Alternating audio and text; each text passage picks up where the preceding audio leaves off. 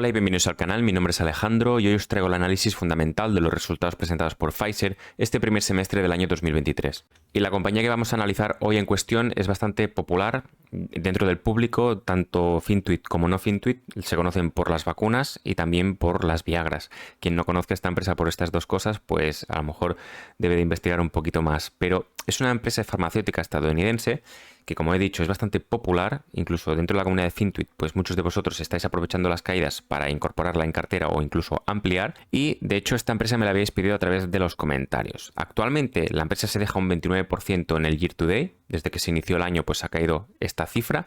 Es una empresa que tiene una capitalización bursátil de 205.000 millones, por lo tanto es una capitalización bursátil elevada, es una empresa grande, un 30% supone mucha capitalización bursátil perdida, tiene un PER de 9,71 veces beneficios según los datos que tenemos aquí en Google y reparte un dividendo del 4,51%. Por lo tanto, esta empresa se hace atractiva para todos aquellos que inviertan con la estrategia de dividendos, porque, a ver, es un dividendo jugoso.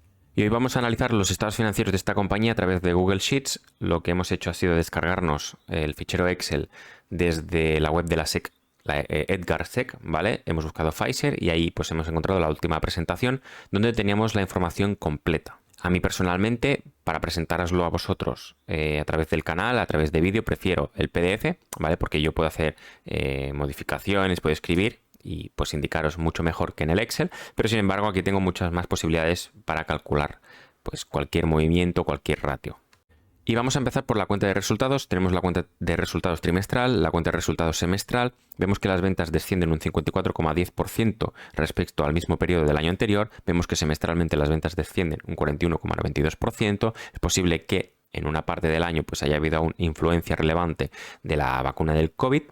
Pero bueno, hay que tener en cuenta que el negocio sigue avanzando, ha sido algo extraordinario, algo puntual, que ha inflado bastante las ventas. Pero Pfizer aún así tiene una gran división de medicamentos, de productos fármacos que le van a ayudar a proseguir avanzando, ¿vale? Y además hace una gran inversión en I+D, como luego veremos a continuación.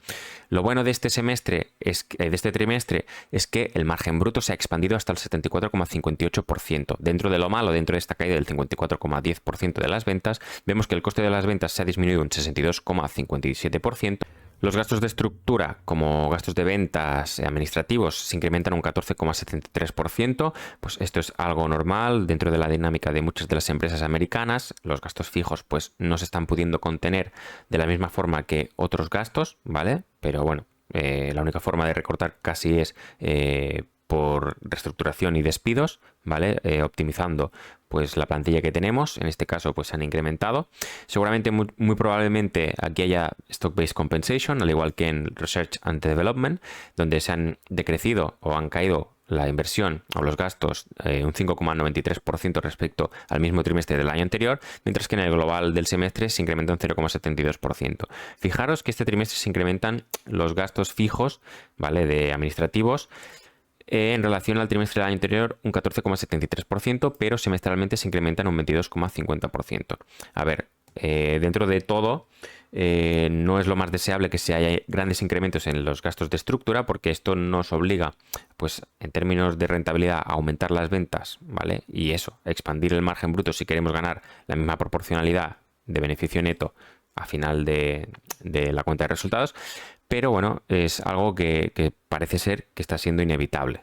Fijaros también cómo se incrementan los gastos de amortización de activos intangibles, pues un 44%, pues la empresa va deshaciendo y amortizando y deteriorando estos activos, los cuales pues muy probablemente dentro de estos haya activos relacionados sobre las investigaciones de la vacuna, pues ya se van amortizando, pero es totalmente normal tener un gran peso de deterioros y amortizaciones de activos intangibles dentro de la cuenta de resultados de una farmacéutica. Esto es un denominador común, ¿vale? Esto es algo que se repite en todas las empresas de esta tipología, porque apenas no es que no tengan activos materiales, no es que no tengan activos materiales, sino que mayormente, ¿vale? Una vez tienen la fábrica, el resto son activos intangibles de desarrollo, de adquisiciones de otros negocios, de adquisiciones de patentes, de adquisiciones de otros fármacos en general, y por lo tanto se originan y se generan muchos activos intangibles. De hecho, fijaros que en esta cuenta de resultados tenemos una línea dedicada exclusivamente a los gastos de reestructuración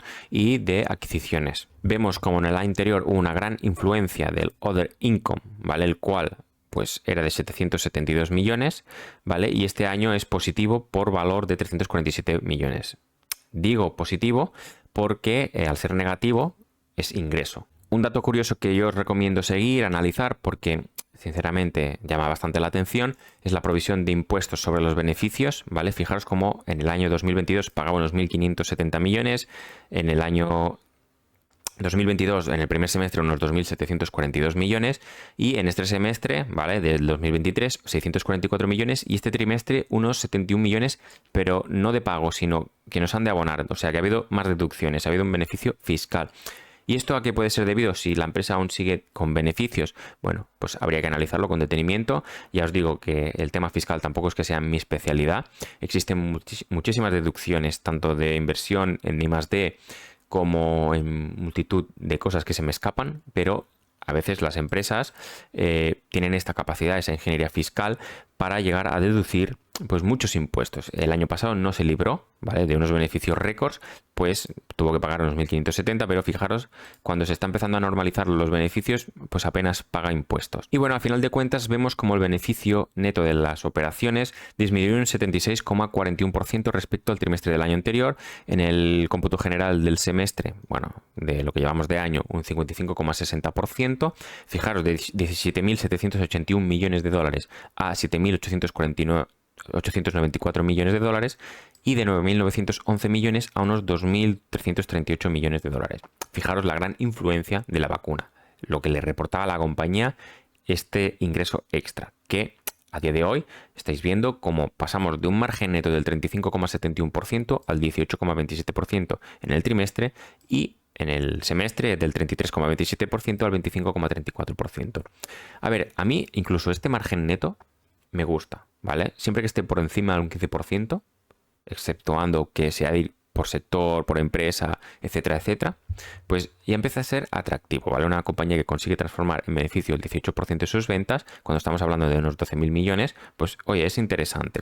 Pero ahora bien, hay que ver este descenso, cómo se ha deteriorado su negocio, si realmente esto es reflejo de una caída de las ventas de las vacunas o hay algo más. Puede haber que otros negocios se estén deteriorando. A mí, con la información que tenemos aquí, son las conclusiones que puedo obtener, que son algo limitadas, pero oye, a priori ya tengo una información relevante que yo ya me anotaría, y de proseguir en el análisis iría a puntualizar y a entender el porqué de esto. Y ya nos encontramos en el estado de flujos de efectivo a 2 de julio del año 2023, 6 meses terminados. Vemos que de 7.894 millones de dólares de beneficios, los cuales caen un 55,60% respecto al año anterior, hemos generado unos 4 millones de dólares fruto de la actividad. Luego veremos qué es lo que ha sucedido, dónde se han acumulado los saldos y qué es lo que ha podido suceder, ¿no? Porque, oye, esto es un mal dato realmente. Luego vemos que en el anterior, sin embargo, habíamos generado unos 14.711 millones. Había una disminución de casi el 100% de esta generación de efectivo, ¿vale? En cuanto a los flujos de inversión, vemos una gran inversión, un gran desembolso por valor de 22.000 millones, mientras que en el año anterior únicamente fueron de 10.746 millones. Había un incremento del 106% respecto al año anterior. Y en cuanto a los flujos de financiación, vemos que entran 24.000 millones, en el anterior salieron 4.058 millones y ha habido un empeoramiento, ¿vale? Un empeoramiento, bueno, una entrada de dinero del 700% respecto al año anterior, ¿vale? ¿Qué ha pasado aquí? Bueno, también ahora iremos al detalle. Lo único que con estos datos que tenemos aquí, la caja pues se ha incrementado unos 2.000 millones y esto ha hecho que pase de 468 millones a unos 2.698 millones de dólares. Bien, en cuanto a la generación de efectivo, vemos que habíamos tenido unos beneficios de unos 8.000 millones aproximadamente. Vale, hasta aquí todo bien, pues unas amortizaciones de 3.000, ya tenemos casi unos 11.000 millones. Vemos que hay unos deferred taxes, ¿vale? Que son impuestos diferidos, 1.400 millones, bla, bla, bla. Stock-based compensation, pues planes de beneficios contributivos para los empleados, otros ajustes y other changes in assets and liabilities, ¿vale? Netas de adquisiciones, 9.423 millones. Se nos come prácticamente pues toda la generación de caja. Pues luego veremos qué es lo que ha sucedido. Esta partida de aquí ha aumentado mucho y esto, pues a mi modo de ver, a mi modo de entender, son las necesidades de working capital, que luego iremos a detalle a ver qué ha sucedido. Por otro lado, vemos que en cuanto a los flujos de inversión, la empresa ha invertido en CAPEX unos 2.053 millones, ha habido un incremento del 47% respecto al año anterior. Vemos que esto está por debajo de las amortizaciones y las depreciaciones. Bueno, pues todo me parece lógico hasta este punto. Vemos que la empresa invierte unos 21.000 millones, desinvierte unos 12.000 millones, el balance son una inversión de 11.000 millones y por lo tanto, entre todas las inversiones, entre todas las salidas y las entradas de capital, han salido unos 22.000 millones frente a los 10.000 del año anterior. ¿Vale? Por lo tanto, no hemos generado caja. Por lo tanto, hemos invertido 22.000 millones. Necesitamos dinero para pagar esto, porque es que si no nos vamos a bancos negativos. ¿Y cómo se ha logrado esto? Pues obviamente con la solicitud de deuda financiera. Ha pedido unos 30.831 millones de dólares, ¿vale? Tened en cuenta pues que ha amortizado unos 1.269, pues esto ha bajado, ha disminuido hasta los 38.000 millones y pico, y ha pagado un dividendo de unos 4.618 millones, ¿vale? Ha habido un incremento del 2,78% respecto al año anterior.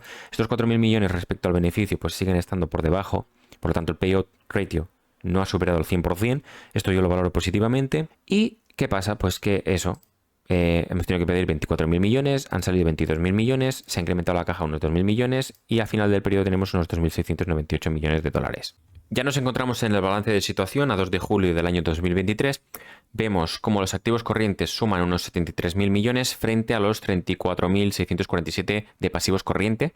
Por lo tanto, la empresa tiene un fondo de maniobra positivo, ¿vale? Tiene holgura financiera. La mayor parte de este activo corriente está concentrado en las inversiones a corto plazo, que representan un 19,15% del activo total. Por lo tanto, la empresa goza de liquidez. Además, tiene pendientes de cobro de unos 10.231 millones de dólares y además tiene unos inventarios de 10.310 millones, ¿vale? Aquí, a priori, ya vemos una de las causas que hacen que se acumulen las necesidades de working capital. Había un incremento del inventario del 14,80% y, sin embargo, veíamos un dato positivo que era la disminución de los clientes, ¿vale? Del 6,58%, pero tened en cuenta que venimos de unas caídas de las ventas del 54%. Por lo tanto, a mi modo de ver, a mí me hubiese gustado que hubiesen disminuido mucho más la partida de clientes, ¿vale? Una opinión nada más.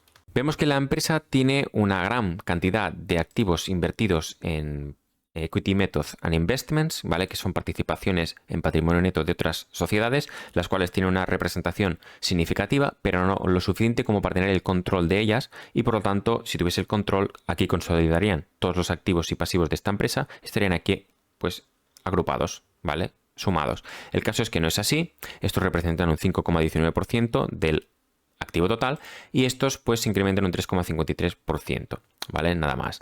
Luego vemos inversiones a largo plazo por valor de 3.644 millones, vemos una gran planta, propiedad y equipo que representan el 7,94% del activo total, por lo tanto vemos una empresa que tiene una gran infraestructura desarrollada para ofrecer sus servicios, algo pues sinceramente que puede contradecir un poco incluso la percepción de muchas empresas farmacéuticas que hemos ido analizando, pero esto también sucede, ¿vale? Tened en cuenta que muchas empresas desarrollan, pero luego a la vez producen y para eso necesitan sus fábricas, ¿vale? Sus centros de distribución, etcétera, etcétera. Tened en cuenta, no sé si era el caso de esta, la vacuna de Pfizer, se tenía que distribuir pues a cierta temperatura, etcétera, etcétera. Estos almacenes, estos congeladores, pues tendrían que ya estar hechos para poder haber desarrollado esa distribución.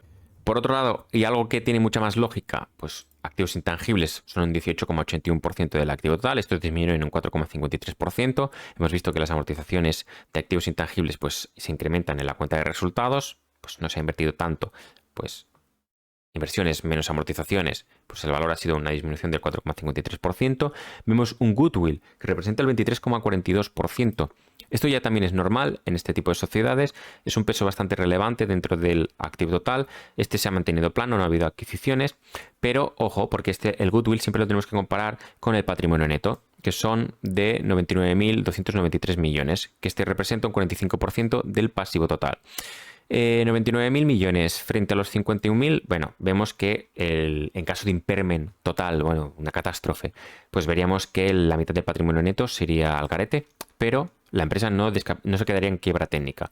Pues esto lo valoro positivamente, a mí me gusta que esto suceda. ¿Y qué pasa? Pues como hemos dicho en el estado de flujos de efectivo, la empresa ha pedido deuda, unos 30.000 millones aprox, estos los ha invertido pues en inversiones a corto plazo, ahora tiene unos 42.000 millones, pues ya pueden rentar, porque entonces malo, ¿vale?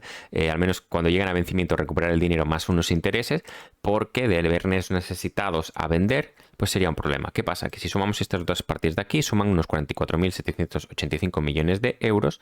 Si lo comparamos con la deuda financiera de unos 61.000 millones, tenemos una deuda de deuda neta financiera de unos 20.000 millones aprox, ¿vale? Sin tener en cuenta la deuda a corto plazo, ¿vale? Que está aquí. Pero, oye, tenemos el cash para pagar, generamos caja si no se nos acumulan los inventarios, pero luego ahora analizaremos el pasivo corriente y veremos también qué es lo que ha influenciado a esta salida de caja, fruto de las operaciones y de las actividades. Porque la empresa en ejercicios anteriores se financió con terceros, proveedores, el Estado mismo, ¿vale? Con los impuestos, etc. Y eso le aventajó en una generación de caja en ejercicios anteriores. Pero en concreto, en este primer semestre del 2023, ha visto que ha tenido que pagar, ¿vale? Por eso, de unos 7.000 millones, hemos generado 4. Porque hemos pagado cosas de ejercicios anteriores y estos se han quitado, ¿vale? No han beneficiado a la generación de caja, no han ayudado a que esto suba. ¿Por qué? Por un lado vemos como Other Current Liabilities disminuyen un 28,75%, vemos que de 22.500 pasan a 16.079 millones de dólares, vemos que con menos relevancia, pero también había una disminución pues, de Deferred Revenues, pues ha habido una compensación pues, con ingresos pasados, anticipados, pues estos ya se han ejecutado, se han pasado a la cuenta de resultados, estos que hemos cobrado por adelantado. Luego vemos como Accrued Compensation and Related Items pues también ha disminuido. Por otro lado vemos que Income Payable Taxes, impuestos, pues este sí que se ha incrementado. Pero luego vemos como el Trade Accounts disminuyó un 10,69%, también tenía pues, un peso importante. Y esto lo que ha provocado pues que haya estas necesidades de Working Capital. Y al final, si esto se mantiene así, ¿vale? De 42.000 a 34.000 millones, si esto el siguiente ejercicio se mantiene así, la verdad, el siguiente semestre, pues la generación de caja será notable. ¿Vale? Si esto sigue reduciéndose, ¿qué va a pasar? Pues nada, pues que los activos se mantienen, digamos, planos. De eso se han incrementado por este incremento de inversiones a corto plazo, pero si no, pues seguiría más o menos plano y seguiríamos ganando holgura financiera. El problema a largo plazo es más la deuda financiera, que representa el 27,87% del pasivo total, que suman unos 65.000 millones aprox. Esta es la deuda importante, la que se tiene que pagar, la que de verdad nos debería preocupar, porque esta tiene activos que respaldan, que sirven de garantía, tiene marcas comerciales que también sirven de garantía en el caso de querer deshacerse de ellas, pero bueno, es una deuda que no deja de ser respetable, ¿vale? Es importante. Tened en cuenta que si no pagásemos inversiones, teniendo en cuenta los 7.000 millones de beneficio y que estos pasen a ser generación íntegra de caja. Tenemos que no invertimos, tenemos que no pagamos dividendo y lo empleamos todo a pagar deuda, pues unos 9 añitos no nos lo quita nadie de pago de deuda, ¿vale? Con el panorama de caídas de ventas, pues esto pues crea incertidumbre, al menos pues el escenario perfecto para aquellos que conozcan bien la sociedad y quieran adquirir acciones e incorporarla en cartera o ampliar. Porque algo que me gusta de la compañía, ¿vale? Siempre criminalizo la deuda, pero para mí la deuda es buena. Pero en este caso he pedido deuda ¿para qué? Para inversiones a corto plazo. A lo mejor planea alguna adquisición. Pues bueno, no me parecería mal. Yo creo que rentaría mucho más. Si salen nuevas oportunidades, pues tiene el cash, ¿vale? Esto es muy importante muchas veces porque esta empresa se puede endeudar. Sí, se puede endeudar, pero tiene que pedir la deuda al banco. Esta empresa ya la ha pedido y la tiene en caja. Entonces sí, paga intereses como coste financiero. Vale, ok. Pero tiene un coste de oportunidad tener el dinero aquí parado. Pero lo intenta sacar un rendimiento. Pero en el momento que quiera, desembolso y adquisición. Y una empresa guapa, de 44.000 millones no es moco de pavo. Es una empresa que históricamente pues, ha ido adquiriendo acciones propias. Fijaros que representan un 52% negativo. Bueno, esto es engañoso, pero casi que en términos contables un tercio de la empresa la ha comprado la misma empresa a lo largo de la historia. Y tiene unos beneficios retenidos de 128.000 millones, lo que significa que casi el 100% de la empresa, redondeando, del 100% de los beneficios se han utilizado para recomprar acciones. Pero eso no queda aquí, porque han ido pagando dividendo, ¿vale? Eso sí, hay que tener en cuenta que Additional Paid-in Capital son aportaciones de accionistas, ¿vale? también estos se incrementan por las Stock-Based Compensation, se emiten nuevas acciones cada vez que se les da a los empleados pues, su remuneración mediante acciones, pero es una empresa que aumenta su patrimonio neto un 3,52%. Esto para mí es ahorro. Este incremento de patrimonio neto al final de cuentas se va a traducir en cash, ¿vale? Ahora, por culpa del pago de estas deudas a corto plazo, pues no se ha acumulado el cash aquí, pero es que se tienen que pagar, pero la holgura que tiene financiera es potente. Lo malo es la deuda, pues que solo es manejar los tiempos, los vencimientos, ir pagando o refinanciando y sobre todo centrarse en el negocio, y yo creo que lo tiene todo de caras Pfizer. La verdad es que me ha gustado bastante. Asusta bastante en las caídas de las ventas. Esto supongo que es lo que está influenciando más a la baja al precio de la acción, esta incertidumbre, qué es lo que va a venir. Se necesitan nuevas patentes, nuevas adquisiciones para ir sosteniendo esta dinámica de ir creciendo el dividendo a lo largo del tiempo. No se van a incrementar los dividendos, sino se incrementan los beneficios en el largo plazo. Y bueno, hasta aquí el vídeo de hoy. Espero que os haya gustado mucho. A mí, sinceramente, la compañía me ha resultado muy interesante, digna de seguir estudiándola, analizándola, entendiendo el porqué de la caída de las ventas, hasta dónde pueden llegar estas caídas de las ventas y si va a poder sostener, mantener el dividendo a largo plazo, que es lo que, a mi modo de ver, a un accionista ahora mismo le interesaría más, le debería interesar más, porque es la renta que te va a devolver a ti pues tu capital a lo largo del tiempo. Si vas por dividendo, un 4% empieza a ser interesante, ¿vale? Y encima una farmacéutica. Ahora vemos, ¿tiene perspectivas de futuro? ¿Va a ser una trampa de valor? ¿O se va a mantener? Si se mantiene el precio y te va dando dividendo, tú puedes estar contento. Sí, puedes ser mucho más exigente con tu capital. Puedes esperar más rentabilidad por revalorización, más dividendo, pero el mínimo, el dividendo ya te lo da. Y si no pierde valor, pues tú vas haciendo. Y bueno, que me enrollo, que ya tengo analizada Expedia, pues la voy a analizar también, luego las editaré y las iré subiendo al canal. Espero que os haya gustado, hasta pronto.